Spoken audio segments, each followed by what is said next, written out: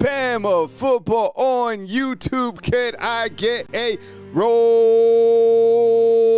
tide inside the comment box? I appreciate you guys dropping in today. Thanks for kicking it always with me right here at Bama football on YouTube, live every single day at 10 a.m. Central Time or as major news happens. I appreciate you guys' support today. Brought to you limited ads today, so get in there with the super chat. I appreciate you guys always supporting me, no matter how, but just comments inside the comment box, and I love you guys so much. So I just always want to take time to make sure that you guys know that I appreciate you. Today's show, we will feature the coaches press conferences from yesterday. We'll chop it up, we'll break it down as we always do. I got a couple slides that I want to run through this morning as we get going for Missouri. How you guys feeling? Let me know inside the comment box. I have a poll, please get inside, asking if Missouri is for real, all right? Now, I started talking about Missouri yesterday, and I think people's ears started to perk up a little bit because they understand the task that's at hand, okay? Look, this is a tough game, period. And I think people will point to Missouri's schedule of strength and be like, they haven't played anybody. Well, they beat South Carolina with the Norris Sellers, and I watched them play. I promise you, have I ever led you guys astray, right? I don't think I do often, all right? So I'm telling you, this is a game. Once again, it's a one-game season. This is a very good team.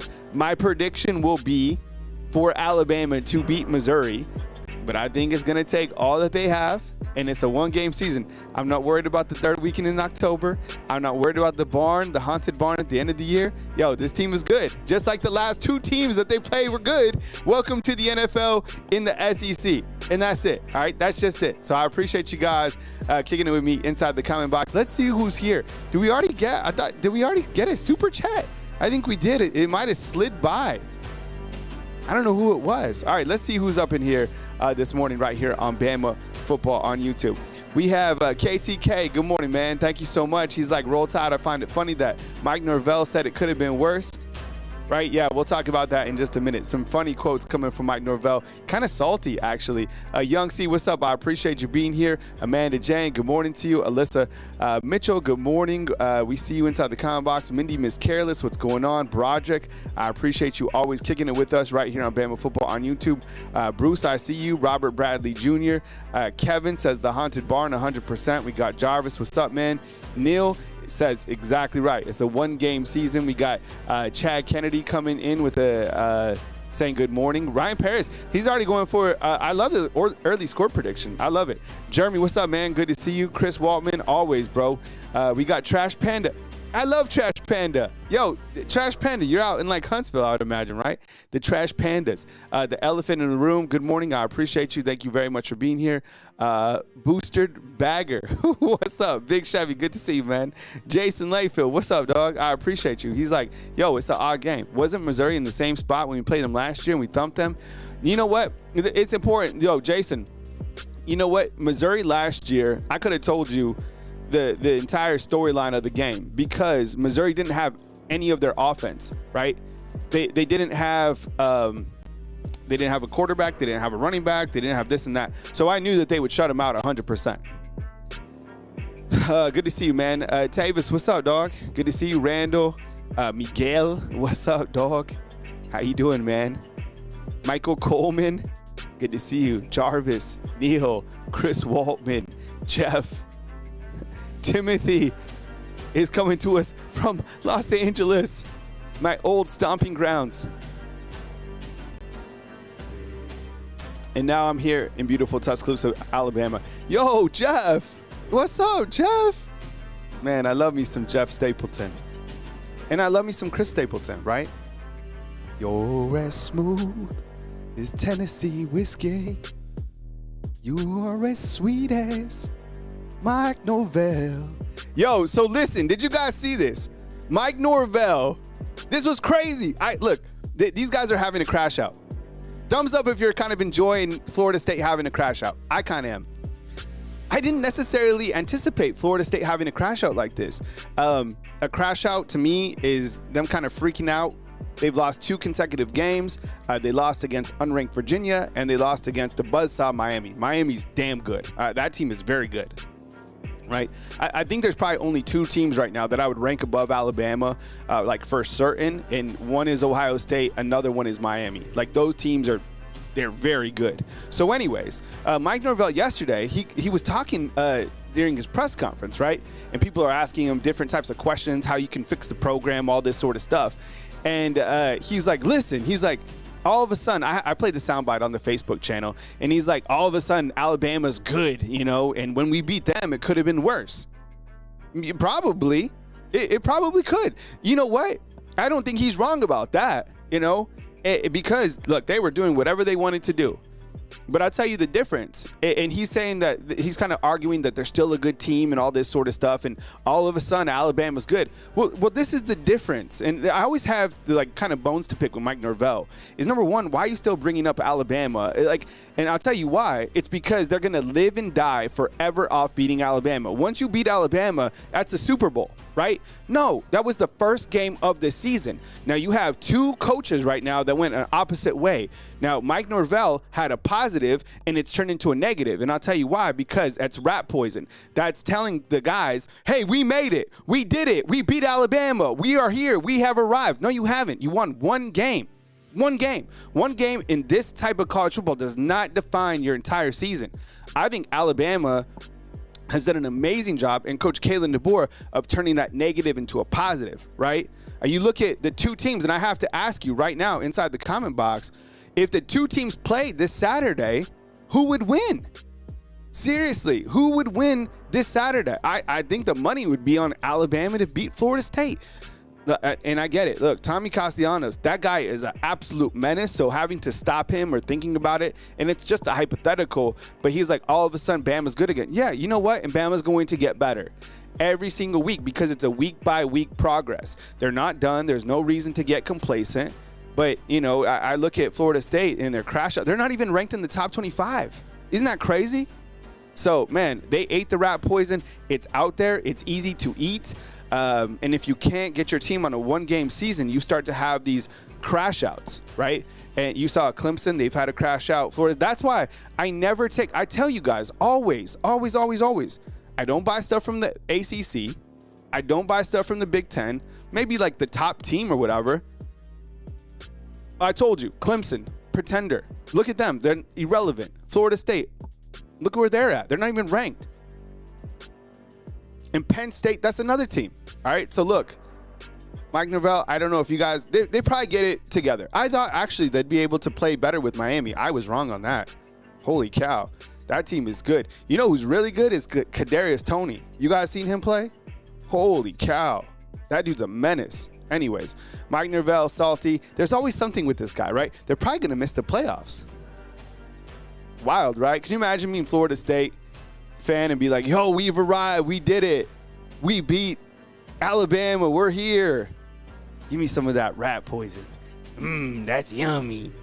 Oh, shit. We're missing the playoffs. How about this?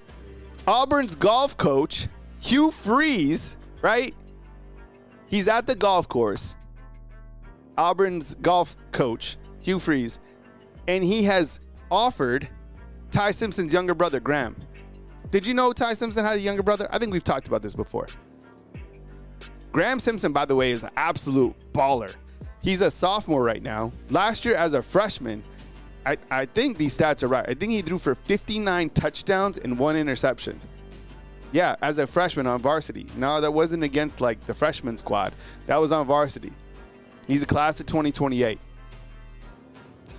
I mean, is it safe to say that Alabama, the future of Alabama's quarterbacks are going to go like this? Keelan Russell, Trent Seaborn, and then Graham Simpson, and then we just kind of do it all over again? Right? Are those the next 3 quarterbacks? Did I just predict the future? Keelan Russell, Trent Seaborn, and then Graham Simpson. Is Trent Seaborn, like, what grade is that guy in? Is he a sophomore now or is he a junior? It seems like that guy's never going to grow up. He's been playing since he's like in 7th grade. Anyways, look, you guys like know how Auburn operates. I can't imagine, like, this is where their program is at, right? They're trying like anything. You would really think that Graham Simpson all of a sudden is going to be like, yo, I think Auburn is the place for me. Look at their trajectory. Damn, I don't even know if Hugh Freeze will be here at the end of the season. I don't know if his, I know they're going to be a dangerous team when they play Bama because that's just always how it is. But collectively, have they even won an SEC game? I don't think they have, right? Sure. Yeah, that seems like a great landing spot. Auburn. They got a lot of things going on over there. They really don't. It's crazy. It's the same thing every single year. It's another program. But I tell you what, they're going to be hard as hell to beat at the back end of the season for Alabama. It doesn't matter what's happening. That's my selling point. If I'm Auburn, if I'm the golf coach, I'm recruiting Graham and I'm like this. Look, you come over here and you have one season. You have one game per year. You have to win it. And you can, okay? Because we're going to play every single game. Every year for one game. That's it. It's against Bama. You can be a legend. Bama already offered him way in the summertime. Dude's a monster. You imagine Auburn? That's how they recruit. Hey, we're going to give everything we got just to beat Alabama. All the other games, kind of meaningless. Is Hugh Freeze on the hot seat, yes or no? I don't think he is, right? Is he? Yes or no, is Hugh Freeze on the hot seat? I don't think so. I don't know. Look, he's going to be a problem for Bama at the back end of the season because that quarterback is a menace. I don't know if he's on the hot seat. They haven't won a game. I don't know. Anyways, they offered him. I thought that was hilarious. Yo, Josh Pate brought this up, right? Look, prayers up right now for South Carolina. South Carolina is about to go into, you think, I mean, look, Bama's about to go, we're in the gauntlet right now. This is the gauntlet, right? Look at, these are the teams from the SEC. Look who they're playing. This is South Carolina's upcoming 1, 2, 3, 4, 5. They're 5 games in a row. Bama's playing 4 out of 5 teams that are all ranked. South Carolina's in that mix as well, which I think is they're a ranked team. Come on. But look at this schedule right here for South Carolina. And I show this because this is how deep the SEC is. These are the schedules of the SEC. Look at this. Prayers up for these guys. At LSU, Oklahoma. I don't think Material will be back by then. Bama's coming to town. Ole Miss. And then Texas A&M. That's crazy. That's really... I mean, come on. We all know that Bama's a top 5 team. Come on, stop. That's crazy schedule. All right, guys. Shane Beamer. It's a 1-game schedule. All we got to do is just take it 1 game at a time. Well, coach, we playing 4 top 5 teams. I know.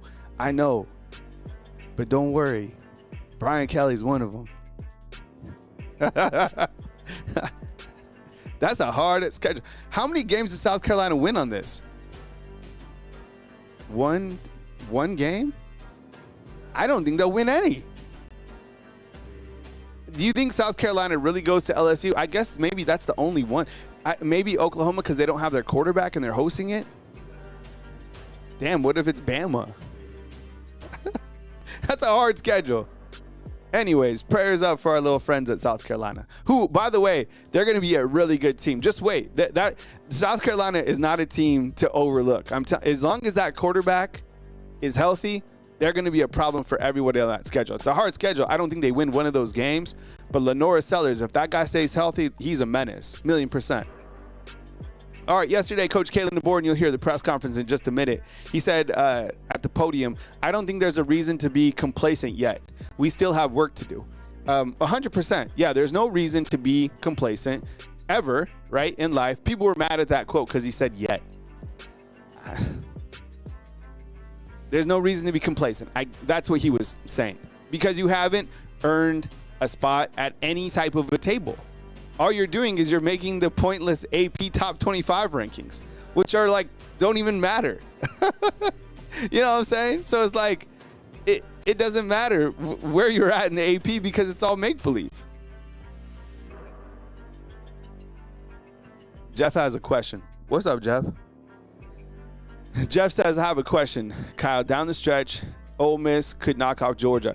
You know what? I think it's any given Saturday with the SEC. I really do. I don't know. Jury for me is still out on Ole Miss, but I would imagine Lane Kiffin loves where they're at. Nobody's talking about him, and he's got a top 5, team in the AP or whatever. Good spot for them to be at, because not a lot of people are talking about them, but clearly, I mean, he's a dangerous coach, right? And he's got some dangerous weapons. I don't know. Jury's still out for me, but undefeated right now. Also in the mix yesterday, SEC Players of the Week, you had Justin Jefferson and Parker Brailsford earn SEC, not like, team awards. These are SEC awards. Justin Jefferson, 14 total tackles, 9 solos, a forced fumble, and 1 sack on Diego Pavia. And then Parker Brailsford played in 69 snaps, graded out 88. We've talked about Parker Brailsford enough. I'm not really shocked by his continued performance. It's really been amazing. He's the best. And I know Jeremy Bernard is kind of like the player right now of the year with Tai Simpson, but offensive linemen don't get kudos. Parker Brailsford is really the best transfer that Alabama brought in with Coach Kalen DeBoer. And that was the first transfer that he brought in, right? Think about this. Coach Kalen DeBoer, was it the first or second recruit he brought in was Ryan Williams, right? Because he also brought in Noah Carter on that back end of that class. And then the first transfer he brought in was Parker Brailsford, right? And this was following, you had Seth McLaughlin here who transferred out. So he brings in Parker Brailsford. What a hell of an upgrade. Let me ask you about Justin Jefferson, because it seems to me he's a little bit undersized for an inside linebacker, but he's hella fast. And I think it works out well because he's so fast, and you need somebody like a fast inside linebacker with the quarterbacks that you're facing, right? He's played a lot better. I was kind of skeptical about how good the inside linebackers were going to be this year. Like, I knew they had experience, but as soon as I saw that Deontay Lawson didn't look healthy in the beginning of the season, that's all been fixed. He looks great. If I had to rank the inside linebackers, I'd still go like Lawson, Jefferson, and then Nakai Hill-Green. So I think the inside linebackers have been playing really well. Grades are good. Guys look good, right?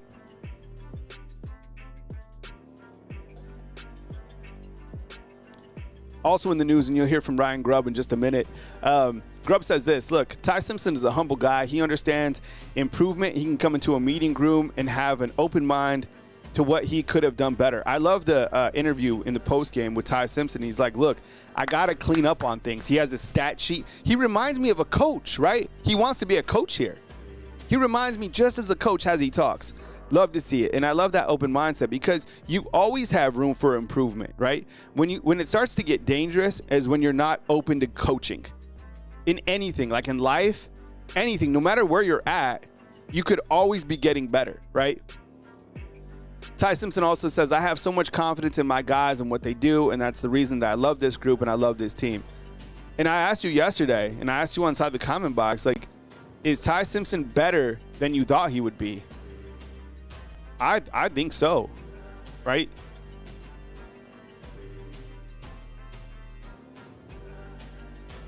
Jeremy Stewart inside the comment box. What's up, man? Ryan Williams is from LA, Kyle, and he is a really good kid for sure. Yeah, the kind of the leadership that these guys exemplify, right? They're good. They're good ambassadors for the program. That's why it's easy for a kid like Ryan Williams to rack up all these NIL opportunities, because his personality is infectious, right? Just wait. I mean, Tai Simpson's about to be on a rocket ship. The way that he commands himself, the leadership that he has for this team, man, like, there's quarterbacks out there in college football that are kind of turds, that are not ready for this type of leadership role. It's been a long time since we've had anybody over here that is kind of, that isn't good for the brand. Right? These guys are. They say the right things. They're coached up. They go through media training, but they're like genuinely good people to get behind. Right? So Tai Simpson, the leadership has been amazing. You'll hear from Kane Wommack in just about 5 minutes, but he says the real reason that we won against Vanderbilt was because our defense was able to affect Diego Pavia. I brought this up several times, and it might sound kind of captain obvious, but the defense has made plays in the second half when they had to. The defense has made second half adjustments, and I think that all of us inside the Undefeated, the comment box, have been critical of Kane Wommack. The defensive standards here are super high. They're through the roof. But, man, look, the defense is coming up with big plays, and anytime you go against Georgia, you go against Vanderbilt, those teams do have weapons to put points on the board, and Alabama has limited those teams to only scoring 1 touchdown in the second half of each of those games, right? Vanderbilt didn't score. Georgia did score 1. You need a big play, LT Overton, come up. You need a big play, Keon Sabb, come up. These guys have done a good job in the second half. Second half adjustments, specifically on defense, are very telling to me about how good your team is. Same thing about third down conversions for your offense, and same thing about turnover ratio for your entire team, right? Coach Kalen DeBoer said, look, going on the road is hard in the SEC. Every single game is going to be hard. It comes down to shutting up and going to work. 1,000,000%. You could talk about your schedule. You could talk about all the things that are happening in your life. You can't do anything about it. One day at a time, right? Take on one project at a time.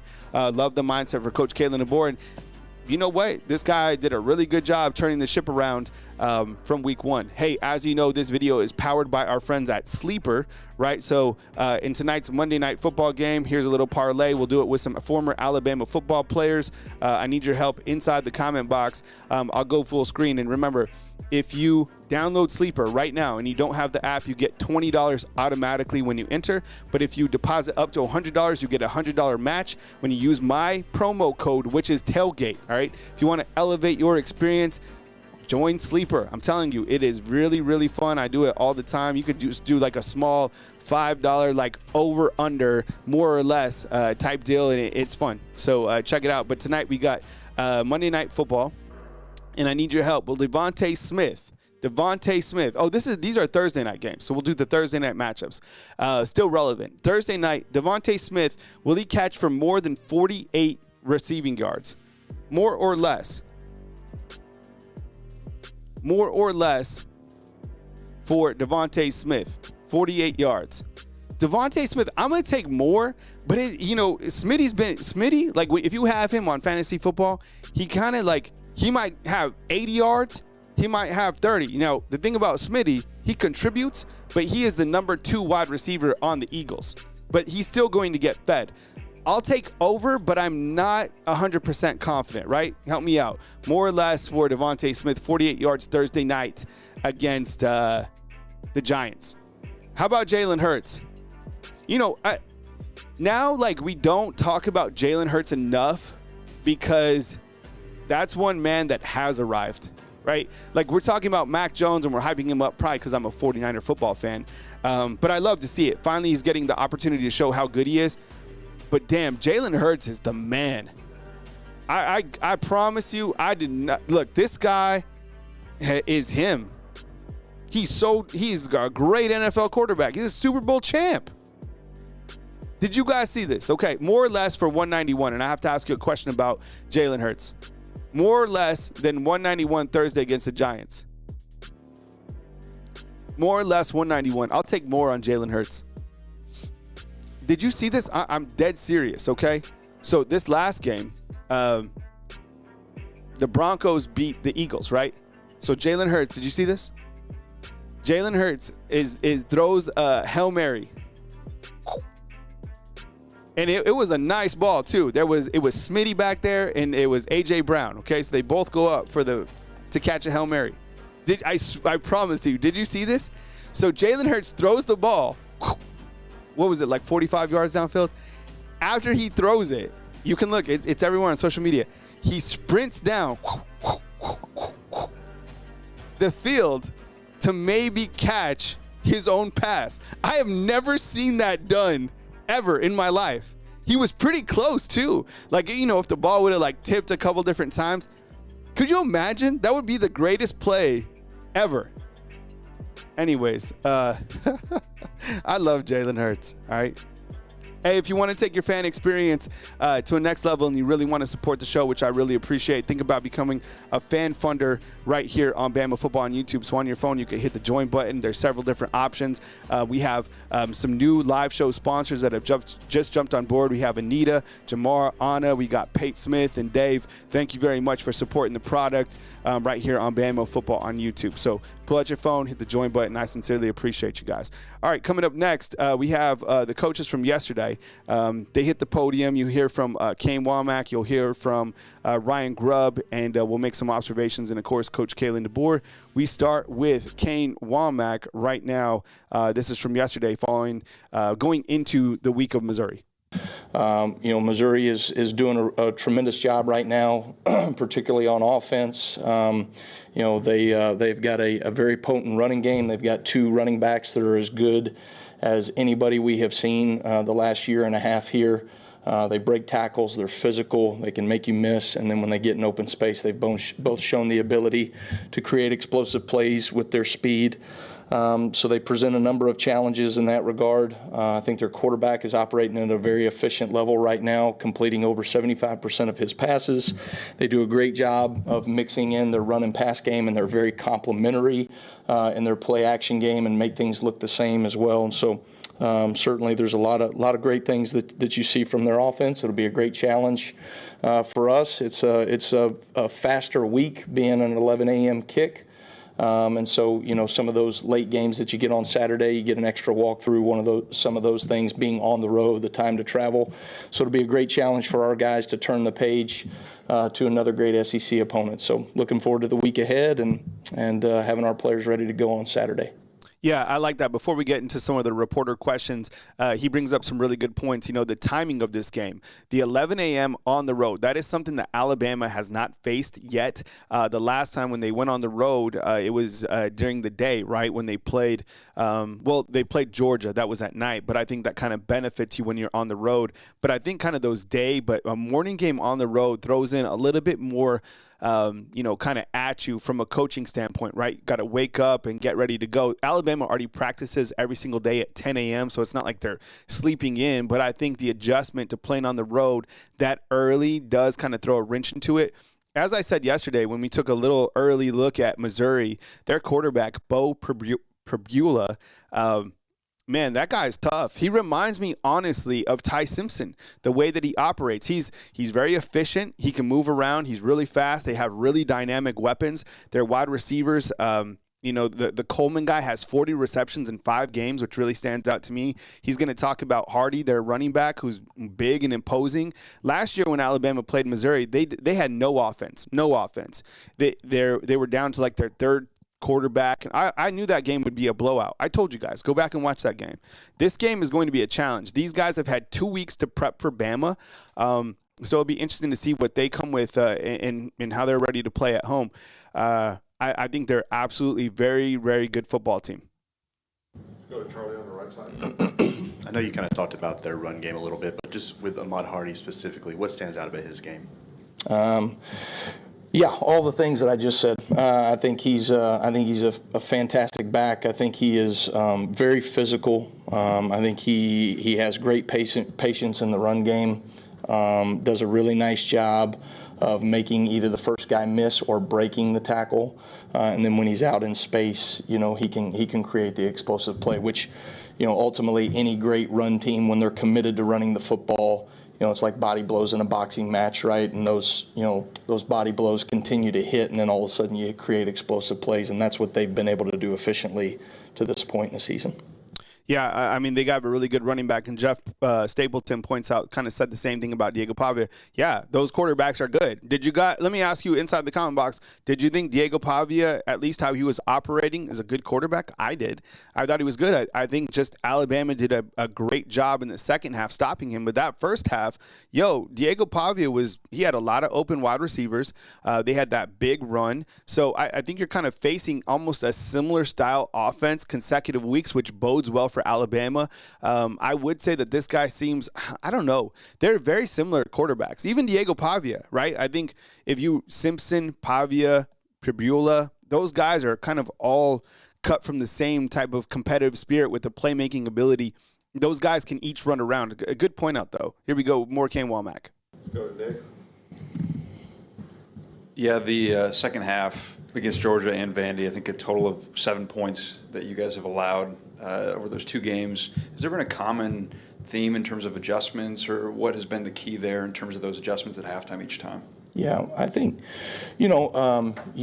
especially early on in the season, you get a feel for what a team is trying to do. So they've put a body of work on tape, but then specifically for you, for our team, how are they attacking us? And I think, our staff has done a really good job. Our players have done a really good job of taking, really since the Florida State game, of taking the adjustments that we have made on the sideline and at halftime and applying them to the next drive and next series. And if we'll continue to do that, we will make it hard for people as the game goes on, right, to be an efficient offense. And so that's something that we're doing a really good job right now. I think the level of communication for our team, especially being in year 2 as a defense, just the understanding of coaches is very seamless when we get in there at halftime. The adjustments, we're very efficient with it right now. The communication to the players goes out through position coaches, and then I bring those guys all in and kind of give them the overarching theme. Again, hit the high points of the things that we need to make sure we defend so we can make people play left-handed. So whatever it is that they show, we are going to make sure that we take away those top 1, 2, 3 things in the game and then see if they can beat us with option 4, 5, and 6. Let me ask you real quick on Kane Wommack, because we went through the same thing last year with him. We went up, down, we wanted him fired, and then we wanted him to be extended. So I have to ask you, after this game, what's your approval rating right now of Alabama defensive coordinator Kane Wommack on a scale of 1 to 10? What do you think? 1 through 10, Coach Kane Wommack. I think clearly just pointing out the things that would probably stand out to you is like there's a lot of chunk yardage plays.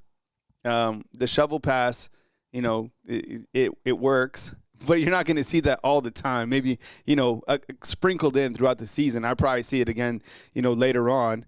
But the second half adjustments have to kind of turn it up for you a little bit, right? Chad has 0. Maybe he meant 10, Chad. Just kidding. All right, Jarvis says 8. Kyle says 6. Miguel says 8. 6.5. Yeah, I might be warming up to a 7. I'll go with 6'5", like a 6'2", want to hit you. I'm getting a little bit more. Look, you make second half adjustments. That tells me a lot about, just what he said, being able to communicate to the assistant coaches, to the players, and then executing on the field. I mean, only allowing 1 touchdown in the half against Georgia and the half in 0 against Vanderbilt is very impressive. Considering Vanderbilt, that's a good team, really good team.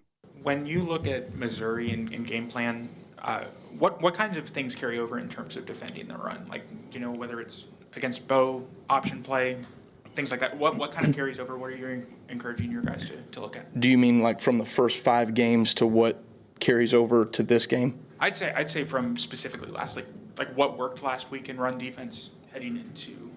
Yeah, gotcha. Well, I think anytime you defend like 1+ quarterback option style systems, right, where the quarterback has a chance to, run the ball, there's an element of discipline, right, that you have to play with across the board. I think our guys, took some of the mistakes from the first quarter and applied it to the last 3 quarters of the game from a run game standpoint. There were some schematic adjustments that we made that gave us a chance, that we were a lot more disruptive in the run game as well. And so those are some things that, you want to create some overlap of the defense, and you want to, let our guys go play really fast. I didn't think at the beginning of the Vanderbilt game, as much as we stressed it, talking about playing physical, playing fast, not playing on our heels, we still, that first drive of the game, I did not think we were playing very aggressive. I didn't think we were playing very fast. And so, I told our coaches, like in those situations, like put the iPads down, take your headset off, and let's make sure that we get our guys playing really fast and physical. And that was even Tim Keenan doing an example of that. And so when you look at the run game, a lot of it is just the physicality that you have to play with. And I think that's one thing that I want to make sure we keep on the forefront of our players' minds. We will make adjustments. We will have game plans going into each week and what each opponent in the SEC gives us. But at the end of the day, the physicality and violence that we have to play with is the reason why we were able to knock out the run Saturday, and that has to continue. I like that, the physicality. And Tai, inside the comment box, I like his point of view is like, you allowed a team that was scoring 50 points to only score 14. You stopped Georgia, to, on the road. Like, what more do we want, right? Like 0 points. That's a good question. But I think what bothers people, and I can't speak for everybody, but if you just ask me, it was like, I think why I'm cautiously optimistic about the defense is just like you allowed a 65-yard touchdown run, right? You allowed Diego Pavia to do what he wanted to do in the first quarter. You allowed chunk yardage plays from Georgia sporadically. Florida State, their running quarterback really operated at a high level. With that said, those are damn good football teams, and you're going to allow play. It'd be like, and like I always say, this is kind of like the NFL. You expect, like, in the NFL, they even allow big plays. It doesn't matter who your defensive coordinator is. You have NFL players out on the field, and you're still going to allow big plays. That's just how good football is right now in the SEC, or when you play, another high caliber team. So, allowing 14 points is really stands out to me 100%. We continue now with Alabama offensive coordinator Ryan Grubb. Hey, Coach. Tai obviously had another strong performance, but afterwards he kind of took ownership of not only the interception but the 4 sacks. Just what's that say about him and his leadership? He's growing. He's grown into his role, and it was good, to hear him take ownership right after the game too, because there was certainly some things we left out there on the field. I thought Tai made some incredible off-schedule plays, but just got to make the easy ones too. So take care of the football is a big part of what we do. And I thought there was a couple plays he obviously put the ball in jeopardy, and we just got to avoid those and eliminate them. We've seen some creative. Yeah, before we get to the next question, Coach Grubb is pretty short to the point, right? He's not very long-winded, which I like is fine. Tai Simpson got his first interception out of the way, but the thing that I love about, Tai Simpson is he didn't hang his head. He just got right back to work. One thing that we haven't spoken about a lot is Alabama's that 2-minute window when they had to score a touchdown. That was so impressive. That was just absolutely big time. And I think that's what's scary if you're looking at Alabama as an opposing coach, an opposing team, is how quickly they were able to move down the field using Horton, Williams, and then eventually a touchdown to Grubb, or a touchdown to Bernard. That was like, what was that, a minute 11, something like that? So having Tai being an open mind and be like, I can get better, because he's not close to his ceiling at all. He's only going to get better, right? So, super impressive. Here we continue with Grubb. Creative play calls the last 3 games. I'm curious what your process is for evaluating when to go for something a little more creative and when it's best to be more straightforward.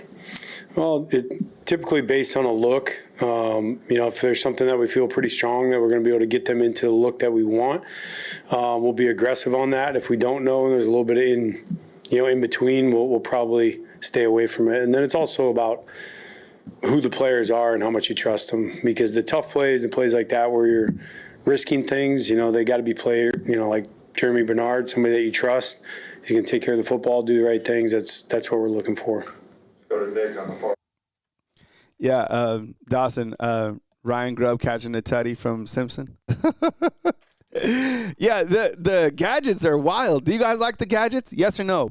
I like what he said, and I completely agree. Like, you do gadget plays with players that you trust, right? Like, you're going to put Jeremy Bernard in a situation to where he can run a wildcat, or when he can run like a reverse, or even a reverse pass. I think he's thrown 1 or 2 passes this season, and I guess that speaks volumes about Caden Proctor. They trust him catching the ball.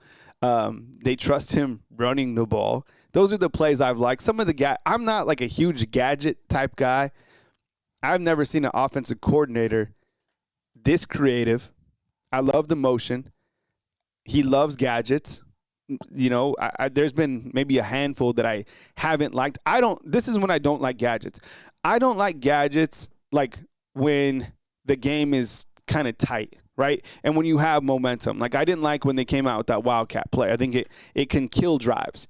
But sometimes like I like the reverse pass that they used against, who was it? Wisconsin, when they threw it to Ryan Williams. That's cool with me. But sometimes I'm a little bit like, I don't really like, I would like kind of to line up and run the ball rather than like a triple reverse or whatever. Just me. Yeah, Coach, we didn't see Jaden Roberts on Saturday. We're just wondering if anything went into that decision. And what have you seen from Wilkin moving from right tackle to right guard in various situations? Yeah, Jaden's still working his way back onto the field. Last week I thought was a big step for him. He's progressing nicely, in practice and things like that. So really expect him to be able to make a contribution this week. And then as far as Wilkin goes, Still growing at guard, gave up a sack on the one on the inside. Thought, Tai probably could get rid of the ball, but I think Wilkins just still trying to come into his own in there. But he had some really, really nice plays as far as on mid-zone and things like that on the inside. So still just trying to work the depth of the roster at all those spots and get guys into their best position. Yeah, I mean, look, I saw someone inside the comment box, Wade's World, saying, stop asking about Jaden Roberts. It's the same like asking, like, why doesn't Richard Young play? Why doesn't Jalen Mbakwe play? Why doesn't, I don't know, someone on defense not play? Look, this probably hurt people's feelings, but it's because there's people that are better than them. At this level, you have to play the best players, or guess what? You get fired, right? And that's how it should work. If you don't play the best players, I'm firing you. Your job is to win football games. And if Jaden Roberts, who's a preseason All-American, if he's not better than Geno Vandermark, then, you play Geno Vandermark. What's interesting is they're still keeping Formby on the field, and he's kind of gone step forward and then kind of a step back. I thought he did take a step forward against Georgia. I mean, the Pro Football Focus numbers, what I saw, he did take a step forward. They put him at guard. He allowed a sack. And he's, what is he, a redshirt sophomore right now, Wilkin Formby? So they're trying to utilize him. I'm telling you, one player that would like to see more of is Michael Carroll. That guy seems like he's on a rocket ship to be an absolute guy on the offensive line. So it seems like overall the offense is very, very dangerous. They're still not elite yet. A lot of it is because they don't have a really solidified starting five. They're getting closer to it. But if you were to ask me about like weak spots on Alabama's offense, I would point to the offensive line. I would say they're not elite yet. They have some guys that are working towards getting better. Wilkin Formby, he's taking a step forward. He takes a step back. We need to see consistency in performance. But Michael Carroll, man, that guy is very good for a freshman. Colin on the front left. Kind of going back to Charlie's question, but you've seen kind of the national attention kind of uptick for Tai Simpson over the past few weeks. I'm curious, as he continues to grow and but also as he continues to get praise, how have you seen him handle that and kind of, just through that process? Yeah, just, quarterback in general should be, deflect, take all the praise away and, take all the blame. And I think Ty's doing a good job of that. And he's a humble guy, when you talk to him, and he understands all the improvement. Because I think what Ty sees, which is really encouraging, is that I don't even know what he threw, 300 and some yards, whatever he threw for.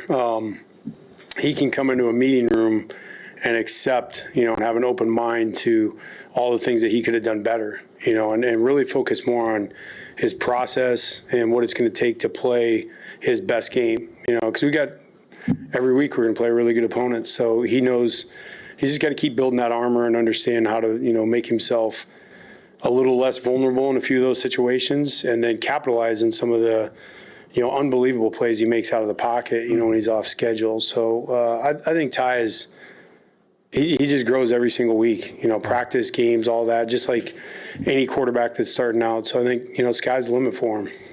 Let's go to Mike. Yeah, just as you know, I love that because he's taking steps forward every single week. He's getting better, right? He continues to impress week by week, no matter the opponent. And even when you're listening to him, he's 0% complacent. Like, he has that coach's mindset that he wants to be better. And I think he makes everybody around him better. And like I said openly, like, he's much better than I thought he was going to be, right? Just got an update from my son. As you know, my number one job is to be a parent, right? So you guys working and you get like an update from your kid. Because I have my phone on off, but only my kids can text me. So Caden texts me, can you get the laundry into the dryer? Got you. And then my daughter, this morning, I took her to school. Do you guys have yonder pouches? It's like you put the phone in the yonder pouch. We couldn't find ours this morning. It wasn't like a emergency, but we were able to locate it. Dad life, the best life. We continue. Jan mentioned that you challenged the backs last week. Just what did that consist of, and how do you think they responded? Well, I definitely think they respond. I think, some of the things are, missed tackles forced is something that we've, been trying to address and try to get better at. Our job is to try to get the running backs on a defensive back one-on-one, and we had a couple missed tackles forced in the game. So I think that part, and then just being really, really sound on their pass protection, which Jam is all the time. He is as solid as they come in there, and understanding both scheme and just being physical at the point of attack. So for us, I think Jam kind of setting the tone there and really wanting to show that we can run the football was something that he took very personal. Yeah, before we get to Coach Kalen DeBoer, love that soundbite about Jam Miller. Thumbs up if you agree that Jam Miller even elevated the offense. Now that you look, and nothing against the other running backs in the room, is just like some guys are better than the others. Some guys are the guy. And Kevin Riley is very talented, right? But there's a difference between him and Jam Miller. Even, just kind of running style. I mean, Kevin Riley is great. He runs like he's 225 pounds, by the way. But pass blocking, he points that out from like a schematic standpoint. Jam Miller just took Alabama's offense to another level, right? You like another level unlocked with Alabama's offense. Love to see it. I thought he played well against Georgia. I thought he played fantastic against Vanderbilt. I still need to watch a little bit more of Missouri's defense, but I would imagine that Jam Miller, once again is going to be utilized in this game. I do want to see Jam kind of used more in the second half if they need to kind of take some air out of the game. I thought they kind of went away from that, as I've explained a couple different times. Because I think he's built for it, right? This is a guy who can run between the tackles, who can break off large runs, and help kind of kill the clock. Now we're up with Coach Kalen DeBoer yesterday. Yeah, Ty was using words like unacceptable and ridiculous to talk about things that he did in the game. How have you seen him battle complacency? Yeah, I don't think there's a reason to be complacent yet because we've been, still early in the season, and just that's the way we talk in the program. Just with it ain't good enough. Like there's so much area, and you're working on things, and you want to acknowledge improvement, and you want to acknowledge the ways that we fight, but from an execution standpoint, there was a lot of stuff that we can do better. And I think Ty recognized that. He felt that. We're addressing it on the sideline. He can feel it. He knows what it's supposed to look like. And, he understands. And, he's past the point now where he's got to try to prove to people that he can do it. He's done it at a high level. So now it's about, his leadership with our team and, helping us be the best version that we can each and every week as we improve. Yeah, 100%. I mean, the thing that you want to see from your quarterback, most importantly, is taking accountability. Look, I should have thrown the ball away. That was a bad decision on me. That was my fault, my bad. I got you next time. Taking accountability says a lot about your leadership, right? It's just no matter where you're at in life, take accountability. People want to see that, and accountability, in my opinion, is leadership. So Tai Simpson has that. He continues to do that. Love to see it. Go to Katie on the left side. You're in the middle of a 4-game stretch against ranked teams, and I think 6 of the next 7 overall. You talked about Missouri's coming off a bye, so are some of the other teams. Just have you ever been part of a stretch like this before, and kind of how do you have to approach this with your team? Yeah, I think there's always been times where you look at a month and you're like, back in whatever month in the spring, the schedule comes out and you're like, okay, that's going to be a grind. But you don't even look at it that way. You look at one game and you focus on that one game, and that's what we did against Georgia, and that's what we did against Vanderbilt, and now that's what we got to do against Missouri. You focus on only that game, and when you do it, all of a sudden you find yourself going through the month and you're like, okay, like we've gotten better, and okay, we got the win, and again, just focusing on the process, focusing on what it has to look like as we refine everything we're doing. Just competing at the highest level. When you just focus on those things that you can control, the schedule, you work through it one by one, and you end up usually, if you got the talent and you got the people and you catch a break here and there, you end up on the right side of it. Yeah, I mean, look, the schedule, if you zoom out, just like anything in life, you zoom out, you can get easily overwhelmed. The schedule, 4 out of the next 5 teams are top 25s. I mean, the only team that's not a top 25, as I mentioned, is South Carolina, which I think is going to be a challenging game because it's on the road, and I think their quarterback is really good. It's a one-game season. You celebrate the win over Georgia. You get ready for Vanderbilt. You take care of Vanderbilt. You get ready for undefeated Missouri, right? Vanderbilt was undefeated. This team is undefeated. Tennessee, right? They've only lost one game. So, I mean, the teams that you're playing, LSU, right? They've only lost one game. I mean, the schedule is super, super challenging. So week by week, that's all you can do. And I love that mindset. And I think this is kind of the difference maybe from this year to last year is maybe they were a little bit too quick to celebrate some of those victories. Like they had kind of arrived or punched their playoff ticket. They still haven't punched their playoff ticket, to be honest. Nobody has. So having like you lose this game, it doesn't knock you out, but it makes it harder to reach the top 4 for the SEC. So one game at a time, take care of Missouri, and then on to the next every single week. Coach Grubb mentioned that Jaden Roberts will probably see some action this week. He didn't against Vanderbilt. Just to be clear, was he dinged up, or is it more a situation where y'all are trying to get looks from other guys? Or Yeah, I mean, it's competitive right now at those positions. It's more than just his. And guys are competing in practice, and that's, to me, a big part, of what you got to do. And the comeback for him has been progressing. And I think that's why you probably feel the vibe from Coach Grubb and the words he said. But he's got to just keep doing it. And that's what we ask of every guy, and some of these guys have gotten chances to get on the football field and taken advantage of it, and that's made it harder for others who maybe have had roles that were assumed. But it's competitive, and Jaden, love Jaden. What a great kid, and got a lot of potential, and so just he's going to keep working.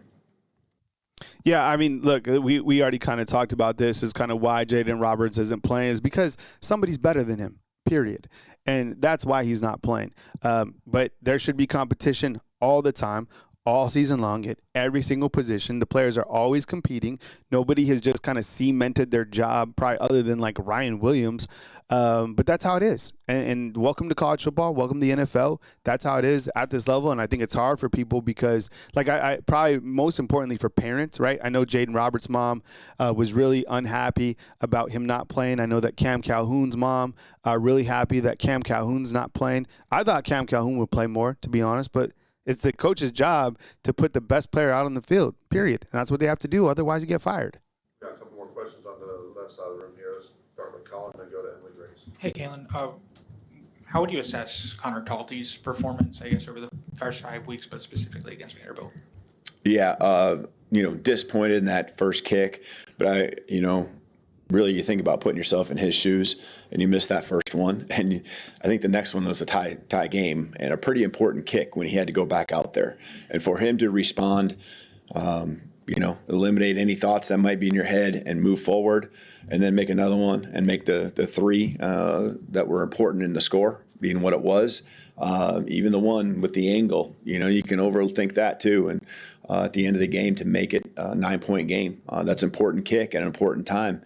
And, it's not just him, too. It's everyone else working in unison with the snap and the hold. Thought he responded well. There's nothing you can do about it when you do miss that one. Yeah, we want those points. But I thought his response was really good. Yeah, I mean, he's got to protect his player, right? Kickers are, can live in their head. But, I mean, he's missed kicks against Florida State. He missed a kick against Georgia. He missed a kick against Vanderbilt. And that's the truth. So, for me, I think we do have an issue at kicker. He's not an elite kicker. I think he's a serviceable kicker. All those kicks that he made against Vanderbilt, yeah, they might have been at an angle, but they were all like from that 30-yard range. Do you trust Connor Talty on the road against Missouri from, 48 yards? Do you trust him on the road against Auburn if the score is tied, from, 49 yards out? I would say I don't at this point in time, but, that's just that. I mean, he was 3 of 4, so he is a serviceable field goal kicker, and it's the offense's job to do better in the red zone, right? And Grubb was accountable for that. He said that they could have done a better job in the red zone, which I think we all agree, but don't put it in the hands of your field goal kicker because I think there is clearly I think clearly he's not an elite level kicker. I don't even know if he's good. I think he's just serviceable, and that's just my opinion. Let's go to Emily Grace. Coach, the connection between Ty and the wide receiver room seems to be really strong. What is that dynamic like from your perspective at practice and off the field? Yeah, I think they feel it. They feel what they're capable of. And so they continue to, I think, do a better job of understanding what the calls are, what Coach Grubb's looking for, what the staff's looking for, why we're running these plays, what the problems are that we can pose for the opponent when we execute, and then it's being at the right place at the right time, and then the ball placement will be there, and that leads to yards after catch, and so they're feeling that, and they know we'll go to them when they execute. So work on practice, talk it through, make sure if there's something that didn't feel right in practice or in the game or something different than what the look is that we did see throughout the week, they're all over it. They're proactive. And, I think that's what great teams do. And, that unit working together, it's been fun seeing their growth. Yeah, one of the best, obviously, units in the country is watching the wide receivers with Tai. And I think someone brought up inside the comment box, it's going to be hard no matter who you have on defense to line up and match up with these guys. The further along that they get camaraderie and cohesiveness. I mean, that Lightning when they went 111 and scored a touchdown with Jerry Bernard, that's dangerous. And Ryan Williams, that's why I never sell on the kid. I mean, the guy is one play away from scoring a touchdown. He caught a touchdown in the last game. They're going to keep on feeding him. I think he was targeted like 8 times. Jerry Bernard is that guy. I still think Isaiah Horton is vastly underrated. And Lazier Brooks, my goodness, I understand why he's not getting opportunities, but that guy is dangerous. He's so dangerous, man. So, and that's kind of the future. And then think about, when Jerry Bernard leaves next year, you got in Sedarian Morgan, who's crazy good. And that's why you're like, yo, who else, is going to transfer whatever next season? Why aren't these guys playing? I don't know. It's just you got to put the best on the field, and other wide receivers are going to transfer, probably some this year, and it's going to hurt for a second. But that's just how it is. All right. I'll leave the next few minutes up for questions or comments inside the comment box. If you guys have like a question or a comment or a question for me or just something that you'd like to throw out, now is a good time to post it. Tavis, what's up, man? Travis T, I see you inside the comment box. He's saying Norvell should have picked up on Pavia since they all like to smack talk. He'd fit perfectly. Yeah, you saw his comments yesterday, right? Talking that Bama is all of a sudden still good. I thought that was funny. Jay says best man has to play 100%. Yeah. Brady G, I appreciate it, man. Thank you so much. Yeah, had to bust out. I have like two. I think I have 2 of these, 2 other ones. I have a white one and I have a black one. Yeah, so comfortable up in the office. All right, what you guys got inside the comment box? Horton is going to go off this game. I agree, man. I think that Isaiah Horton is super talented. And there's only, so many opportunities that these guys can get, but Isaiah Horton is certainly dangerous inside the red zone for sure. Do you think this is the most disciplined opponent Alabama has faced? I don't know. That's a good question. I don't know. I do understand that Missouri hasn't played a strong schedule. I do think they are a good football team. I do have Alabama winning this game, of course. But I think it will present challenging. They're much better than they were last year. The quarterback is very dynamic. They got 2 wide receivers and a tight end that I'm really impressed with. Their running back is really good. Their defense is going to send pressure, a lot of pressure. So, you're going to have to come with it every single game. The game after that, we'll be talking about Tennessee. Tennessee's a very good football team. They have a lot of different components as well. Lottie deserves a fan club. Yeah, Lazier Brooks is absolutely that guy. A.K. Deere will be a man if Richard Young leaves. I mean, look, next year's running back room, you have Jam's going to leave, Jalen Washington. Those guys leave. Well, guess who comes in? Xavier Crowell. That guy, it looks like a monster. A monster. So you have, look, Kevin Riley, and I guess maybe Xavier Crowell and A.K. Deere. Those are your running backs. Is Daniel Hill going to get on the field? Maybe. Is Richard Young going to get on the field? Maybe. But if those guys were already ready to be like in that spot, they'd already be playing more this year. And I know it's like, just wait till next year. Sometimes it's just not the case, right? It's just sometimes, guys are better than them. Jarvis points out that 2.5-point favorites right now. I think it opened up at 3.5. Going to be interesting to see where the line is before kickoff. Yeah, 100%. Ty says inside the comment box, every team is going to be banged up in the playoffs. That's why I'm so confident, because we have a really good second string. I agree with this point as well. I think, look at the injuries that Alabama's already had to deal with, right? Tim Keenan, he was out. Quay's out. John Latham's out. Jam Miller missed the first, 3 games, and you were able to still respond at those positions and still play at a very high level. The depth of Alabama is built for a 16, a 17 game type season. You take a Quay Russaw off like a Kentucky, a Cincinnati, an Iowa State, they can't recover. They don't have depth like here, right? So even losing like a play like Quay, did you even look? And I love Quay Russaw. That guy's a baller. But did you miss him against? Vanderbilt? No. I think that Yanzi did a fantastic job, to be honest. Todd says, Kyle, do you think that the drops by Ryan Williams he had remains in his head? He also let so many balls. I know a lot of people talking about him catching with his body. Look, he's young. He sees things that are out there. How could you not? I mean, everybody, can see stuff like that, and sometimes it gets into your head. I don't know. You just keep feeding him. That's it. Is there a period where he was in a slump? Is he still in a slump? Maybe. The guy's so dangerous. I just keep feeding him. He's going to do it. I mean, Ryan Williams is still the most dangerous player, among the most dangerous players in college football. I know they like to use Jerry Bernard, and he's playing more as a veteran. There's Jeremiah Smith out there. There's Kadarius Toney. There's, a lot of different guys. Ryan Williams, I would never sell stock on him. That guy is phenomenal, 1,000,000%. Let's see. Dallin Ford said Sellers had 302 yards passing on Missouri in their stadium. Ty could possibly have 375. Damn, that's a good point out. And I watched that game too. Lenore Sellers, man, I think he's a quality quarterback for sure. That I didn't know that he threw for 302 in that game. Interesting for sure. Travis says this. I think Ryan Williams' past issues in the mind, other places probably got. I don't know about all that stuff, man. I mean, the guy's probably balancing a lot. His NIL opportunities. What is he worth? Like $10 million? I mean, to the university, honestly, Ryan Williams could probably ask for $50 million, right? That's how big Ryan Williams is. Ryan Williams is still the biggest name in college football. Like, that's just how it is. Andy says, coming off bye weeks and cupcake game, does Missouri's rest advantage really matter? I think that comes into play. I think the things going well for Missouri, probably they have a bye week. The timing of that game. Somebody pointed out that the time, I think it was Jeff, said that they played at 11 last year. Yeah, good point out.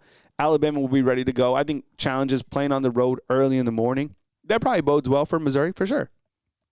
Other things, I think like somebody pointed out, their secondary is going to have a tough time with Alabama's wide receivers. Who isn't, right? You guard Ryan Williams and Jeremy. Jay says this inside the comment box. I'm already excited for next year. I can't imagine A.K. Deere, Xavier Crowell, Horton, Ryan Williams, Darian Morgan, Lazier Brooks. I know, man. Isn't it crazy? Because the freshmen that we're already seeing right now are good. Just imagine when those guys are sophomores. Are guys going to transfer out? Yeah, hell yeah. But we already knew that. Guys transfer out all the time. The only shakeup is, I think, is kind of if Ryan Grubb leaves after this season. And if he goes to another program, I think that maybe slows down things just a little bit because he's clearly going to take some coaches with him. He'll take some players with him. I think Ryan Grubb wants to be a head coach, all these guys do. But who is ready to be a head coach? I would say Ryan Grubb is 1,000,000%. Like, I think a perfect spot for Ryan Grubb would be like USC. Maybe he's just waiting it out, right? Ryan basically had 100 yards last season. I like Drink as a coach. I used to think he was a toad. Oklahoma is the best team Alabama will face this year. Elite defense. I'm not mad at this. If their quarterback is healthy. Jarvis, did you say that he's going to play against Oklahoma? Or against Texas in the Red River rivalry? I didn't see that. Man, that's a fast turnaround from a surgery, right? Come on, Kyle. Football players cover and Hooper's guard. I bet Florida wants him. Yeah, I don't know. I don't see him going to like another SEC school if he was to leave. I'm talking Ryan Grubb. I don't know. Right? Let's see. Ryan would want take a job in the SEC or the Big Ten. Openings aren't great. Yeah, I don't think he goes to the SEC. The only thing I could see like is something out West Coast in the Big Ten. Something big time. Like him at USC would be dangerous. I think. So they're trying to have Mateer ready? Huh. Interesting. You know, because we're all wondering, like, what the hell's going on with Texas? I wouldn't be surprised if Mateer doesn't play this game. Somehow Texas wins. And if Texas beats Oklahoma, oh, my God, we will never, like, the floodlines will open for Texas. If Texas beats, watch what will happen. If Texas beats Oklahoma without Mateer, I wouldn't be surprised to see, like, Texas jump Alabama. They'll be like 4 or 3 or something in the rankings, right? That's crazy that Mateer dressed all week. I didn't know that. That's crazy. What's up, Michael Williams? These set of coaches want to win championships together. I like that. Now, unless the back office screws something in the circle, then there'll be a shakeup. Huh. Yeah, I like that. I mean, this staff has a lot of camaraderie. That's why I'm saying, man, this would be an ugly divorce because these guys have been together, different places. This is like family. You know what I'm saying? And if like Grubb leaves, like whenever, whatever, he'll take guys. But right now they have something cooking, man.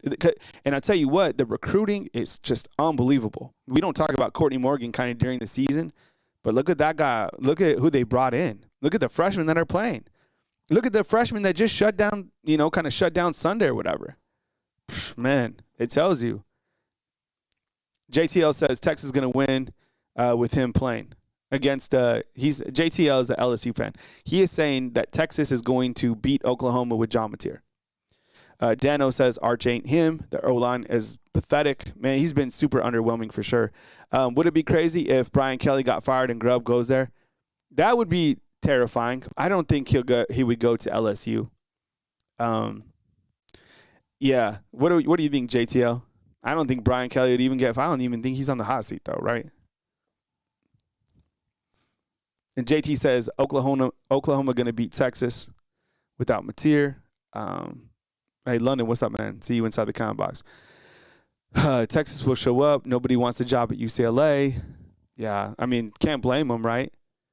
It's crazy how different things are at UCLA compared to, like, USC. I still think for whatever reason you could win a lot of games at USC, but UCLA, for whatever reason, it's kind of like lost its entire luster.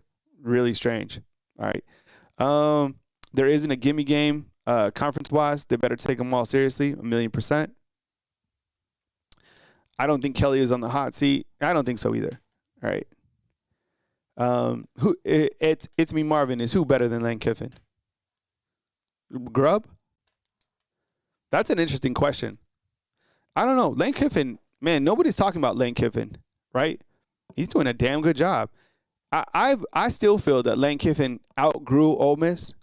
I would imagine at some point in some time he goes somewhere else. Maybe there's always been kind of that he goes to Florida. I don't know. Is that a jump up from Ole Miss? Maybe, right? I guess it is. All right, fam. Things to watch today. Coach Eli Drinkwitz has his press conference today. I think it's at 12. So I'm going to listen. I'm going to chop it up. If like he says anything noteworthy, I'll bring it here. Of course, news as it happens right here on Bama Football on YouTube. Same with our Facebook channel. So if you want to go to our Facebook channel for short little sound bites or, things that happen, check it out. I'll post the link inside the description box. Another way to kind of connect with us. I treat it like my website. So go check it out, Bama Football on Facebook. So thank you so much for kicking it with me this morning. I appreciate you guys. Thank you for the super chats, just being here, for supporting our sponsor, and of course for supporting me as always when news happens. And when you see a video that I've uploaded out there, don't be afraid to hit the thumbs up on all those videos. So I appreciate you guys more than you know. Thanks for kicking it this morning on Tuesday, October 7th. Coming to you from Tuscaloosa, Alabama, Kyle Anderson of Bama Football on YouTube, wishing you an amazing Tuesday. Have a beautiful day, and I'll